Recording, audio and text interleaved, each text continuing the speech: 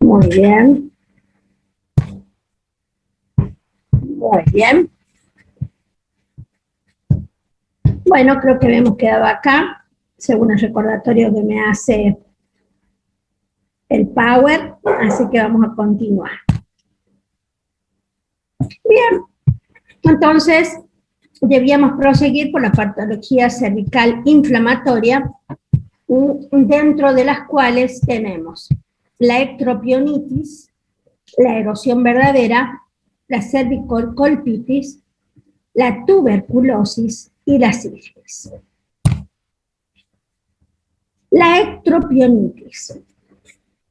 La ectropionitis, ¿sí?, es la eversión de la mucosa endocervical expuesta al medio vaginal, al pH ácido, a la flora microbiana y también al trauma coital. Lo que se produce es una reacción inflamatoria de este ectropion sometido a este medio ambiente. Se trata, a la visualización con el microscopio, de una zona rojiza periorificial, de hecho así se ve macroscópicamente también, y lo que en realidad tiene esta zona rojiza periorificial es dilatación vascular, edema, infiltración linfoplasmocitaria y dilatación glandular, y además hipersecreción mucosa debido a la eversión de la mucosa endocervical. La cervicocolpitis es la mucosa exocervical afectada por la mucosa, con la mucosa vaginal, es decir, ambas, el cuello, la mucosa exocervical más la vagina, afectado por agentes microbianos, ¿sí?, parasitarios o virales. Entonces produce la cervicocolpitis. La tuberculosis, aunque uno cree que está muy alejada, hoy ha vuelto a surgir y está surgiendo en ciertas patologías todavía levemente, pero puede manifestarse en el cuello, en el cérvix, como lesiones ulcerosas compatiblemente similares al carcinoma, pero la anatomía patológica va a mostrarnos, ¿sí?, los folículos de Koster más zonas de necrosis gaseosa en el área, ¿sí?, involucrada por esta enfermedad. Y la sífilis, ¿sí?, enfermedad de transmisión sexual común hoy, ¿sí?, se va a manifestar a través del chancro sifilítico localizado en el cuello y que va a mostrar colposcópicamente una lesión ulcerosa generalmente alejada del orificio cervical externo y que puede extenderse al fondo del saco vaginal. Las colpitis, ¿sí?, la cervicitis y colpitis, generalmente combinadas, es decir, la mucosa exocervical y parte de la vagina, ¿sí?, en este caso, ¿sí?, están las lesiones aframbuesadas, ¿no?, como pequeñas frambuesas, que aparecen cuando hay una infección por tricomona vaginalis. Así se ven macroscópicamente y por colposcopio.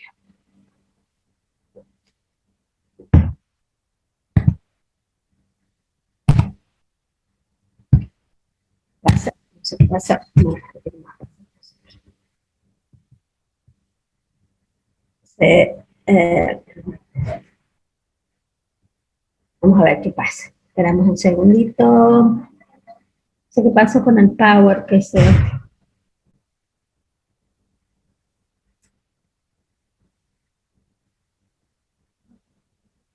Esperamos un momentito que se active.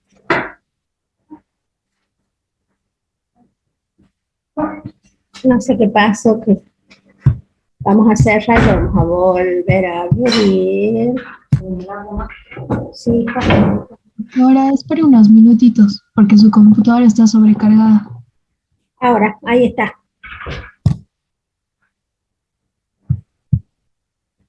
Ahí está, bien. La colpitis atrófica la vamos a ver específicamente en la mujer posmenopáusica, donde ya no hay producción de estrógenos por parte de los ovarios.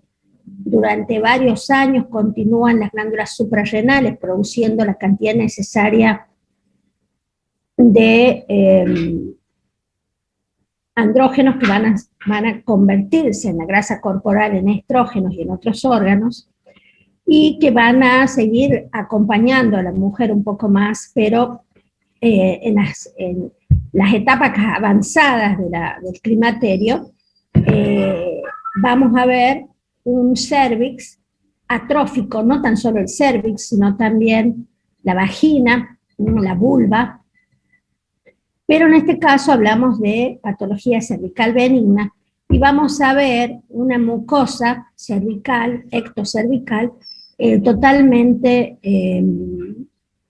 opaca, despulida, y que si nosotros tocamos este epitelio, va a sangrar, va a presentar erosiones. Y esta es la atrofia a la que llega el cuello por la falta de estrógenos. Y vemos aquí que si realizamos la tinción, la prueba de Schiller, va a ser un Schiller positivo, es decir, Lugor negativo, pero por la propia atrofia que representa o que tiene el epitelio ectocervical. Y también podemos encontrar en la patología cervical benigna de tipo inflamatorio pólipos endocervicales, papilomas, miomas y otras lesiones como son, por ejemplo, lesiones endometriósicas, angiomas o fibromas. ¿Qué son los pólipos endocervicales? Se tratan de tumores benignos localizados en el cuello que vamos a poderlos observar como una formación redondeada de superficie lisa, que es ni más ni menos una protrusión hiperplásica focal, por supuesto, de la mucosa endocervical. Pueden ser sésiles o pediculados, se originan por procesos, a partir de procesos inflamatorios crónicos, y también por el hiperestrogenismo pueden, digamos, terminar en esta lesión, que es el pólipo endocervical. Y también el origen vascular, siempre tienen un origen.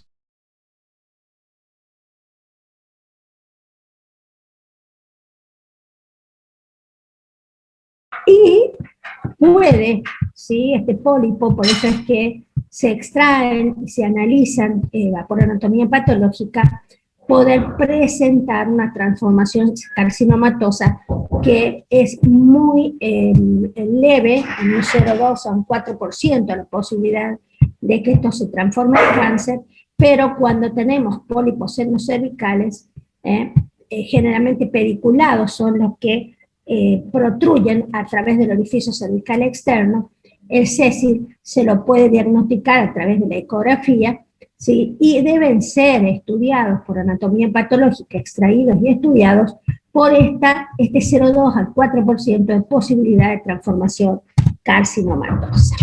Acá los vemos, este protruye a través del orificio cervical externo, este también y este también, ¿no?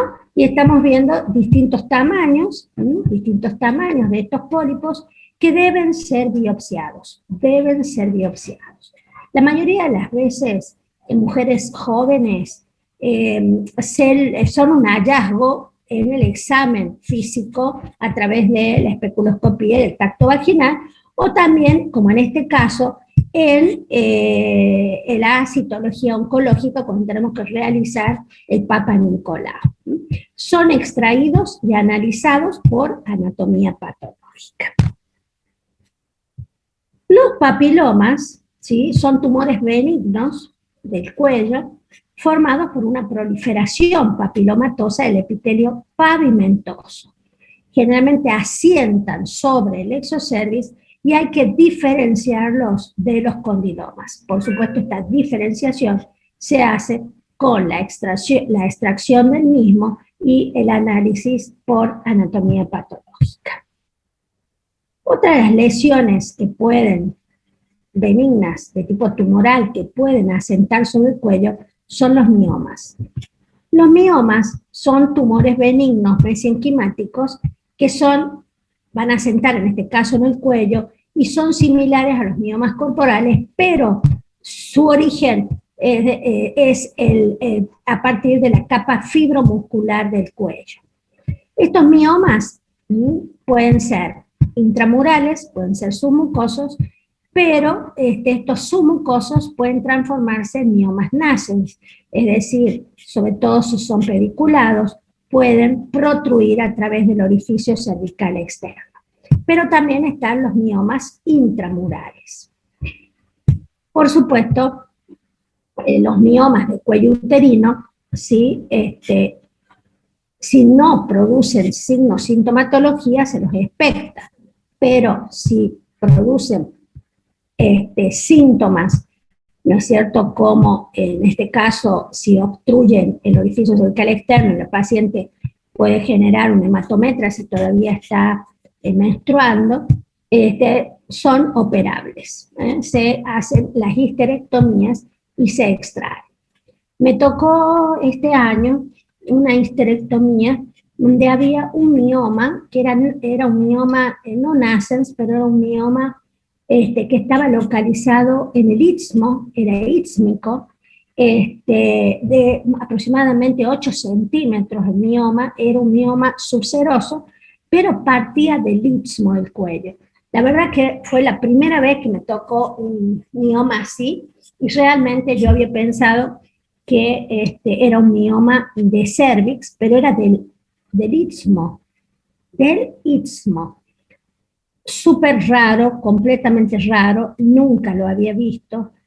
Tuve que después fijarme en la pieza para poder dilucidar bien de dónde provenía, y realmente provenía del istmo.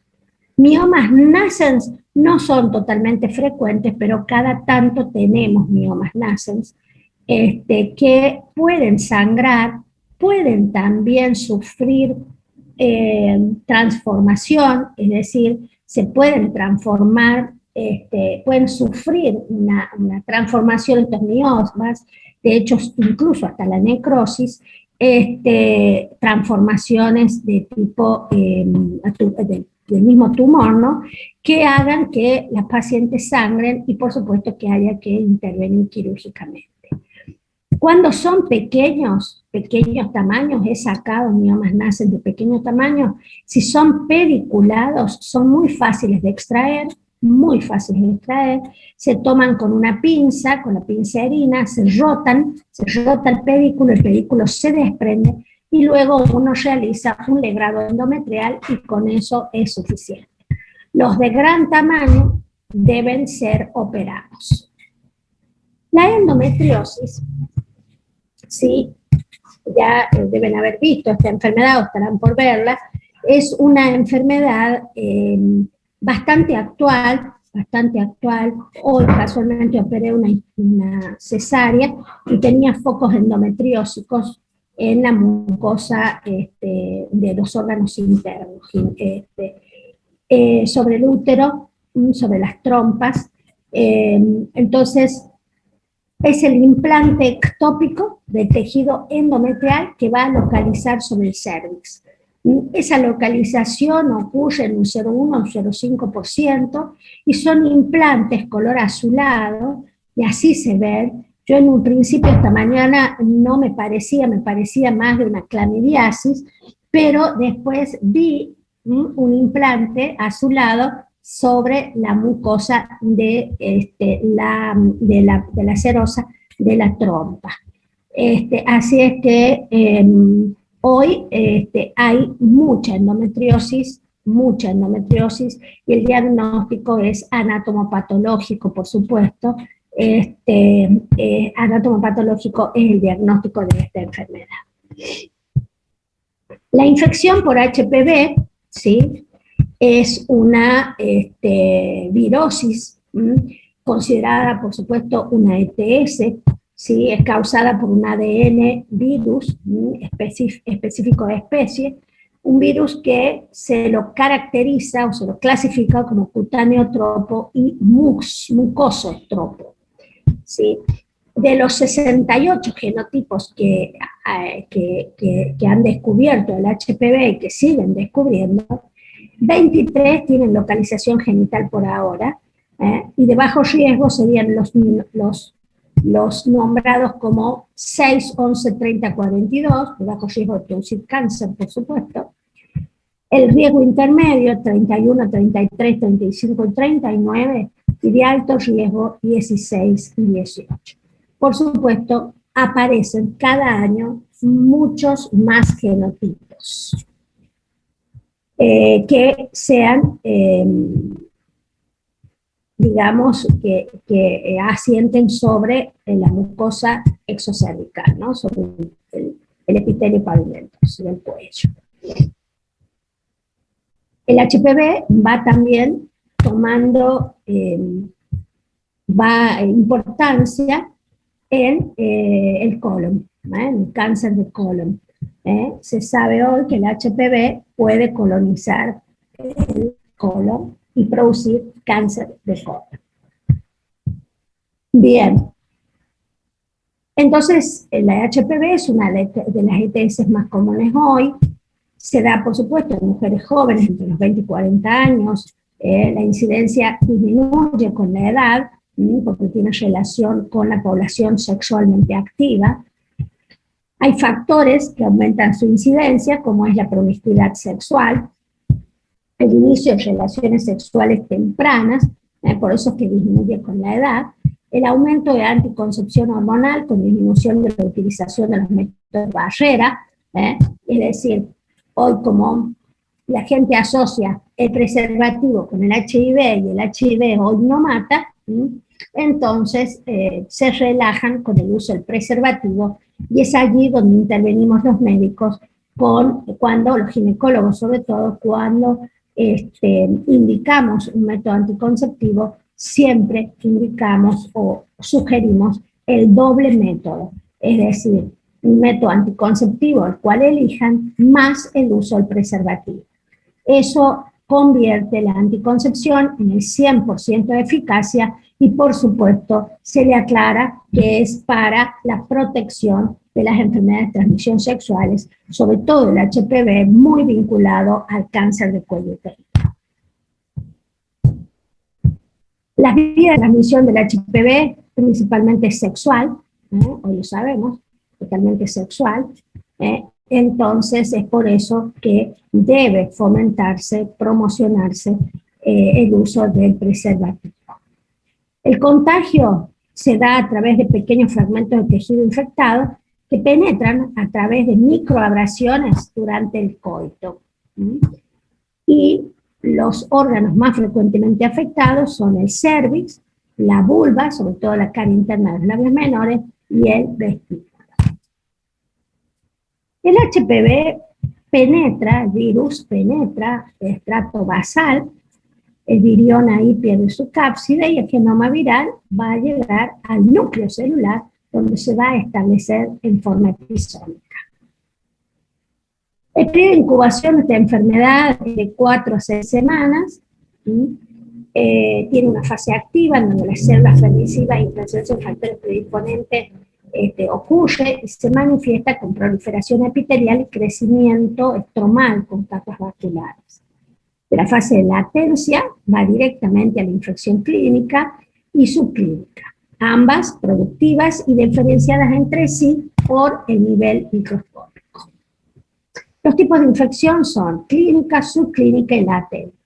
La infección latente es la responsable de la recurrencia luego del tratamiento, y el diagnóstico es con técnicas de biología molecular. Por eso es que la prevención es importante, porque estos estudios son muy caros y por lo menos en nuestro medio no son alcanzables. Por lo tanto, es bueno, es bueno indicar el doble método anticonceptivo y si no, lo mismo el uso del preservativo para evitar esta infección. Dentro de la infección subclínica podemos tener como lesiones condilomatosis a puntos blancos, condilomatosis mosaiciformes, condilomatosis mixta, condilomatosis queratosiforme, condilomatosis florida. Estas entidades, pero fíjense que el condiloma es la forma clínica.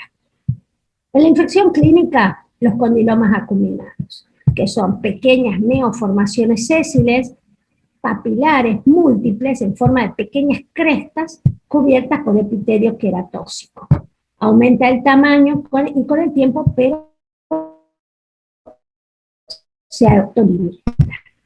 Entonces las mujeres pueden estar en los labios menores, en el vestíbulo, en los hombres, en el glande, en el prepucial, pero en ambos, ¿sí?, la zona anal y perianal no debe ser dejada de lado en el examen, ¿sí?, en el examen ginecológico o de los hombres en el caso del urólogo. No se debe dejar de revisar la zona anal y perianal.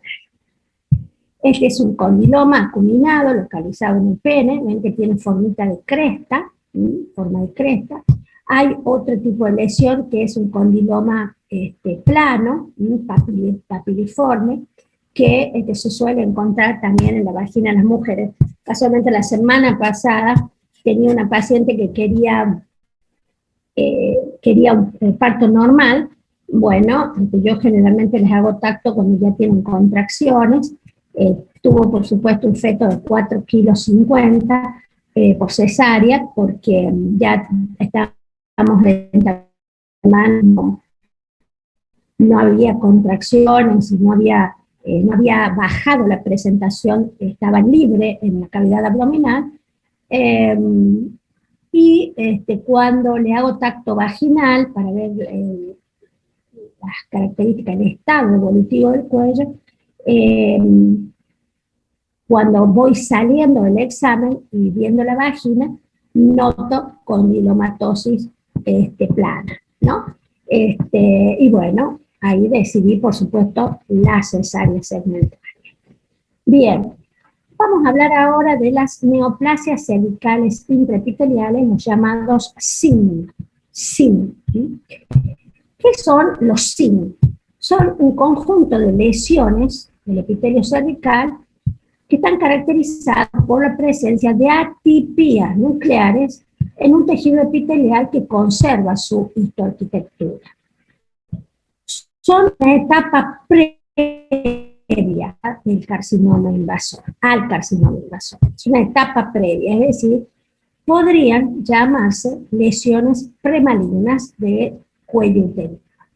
Y pueden ser reversibles de acuerdo a la severidad lesional. Y ahí tenemos, ¿sí?, los SIN 1, que es una displasia leve, ya lo vamos a ver cada uno, SIN 2, displasia moderada, y SIN 3 cuando toma todo el espesor del epitelio y de hecho puede haber un carcinoma in situ localizado. Por supuesto, estos neoplasias intraepiteliales cervicales no sobrepasan la basal, ¿sí?, hasta la displasia severa. El carcinoma in situ es cuando está localizado totalmente en el cuello. Y estos también se van a llamar, se van a combinar para dar los SIL de bajo grado y los SIL de alto grado. El SIL de bajo grado es el SIN 1, displasia leve, y el SIL de alto grado es el SIN 2, displasia moderada, el SIN 3 y el carcinoma in situ. Integran, ¿sí?, la lesión intraepitelial escamosa de alto grado, que es el paso previo al carcinoma invasor. El SIL de bajo grado, por supuesto, tiene reversibilidad si uno la trata, ¿sí?, en tiempo y forma. SIL de alto grado va a cirugía, es la conización de primera línea.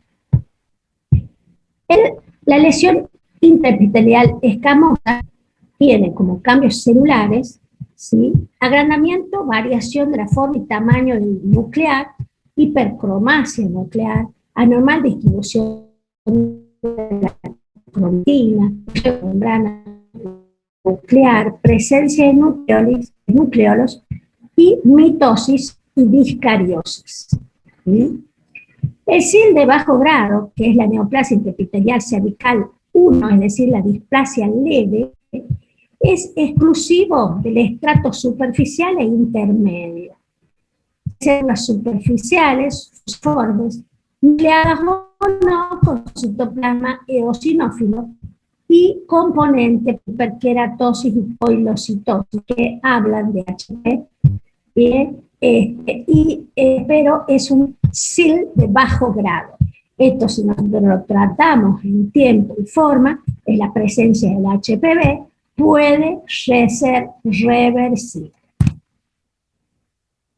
La lesión intraepitelial escamosa de alto grado que integra el SIN2, el SIN3 y el carcinoma in situ, involucra al estrato superficial, al intermedio y al parabasal, es decir, todo, ¿sí?, el epitelio, todos los estratos basales. Es una displasia, ¿sí?, ya severa. Hay agrandamiento nuclear marcado en estas células, aumento de la relación núcleo-citoplasma, membrana nuclear engrosada, multilobular, cromatina de distribución granular, y estos datos, esta población, este epitelio, en todos los datos basales, nos dice que hay un SIL de alta característica de estas células. Es una displasia severa la que tiene este cuello. El SIL de bajo grado, entonces, es reversible si nosotros hacemos tratamiento adecuado.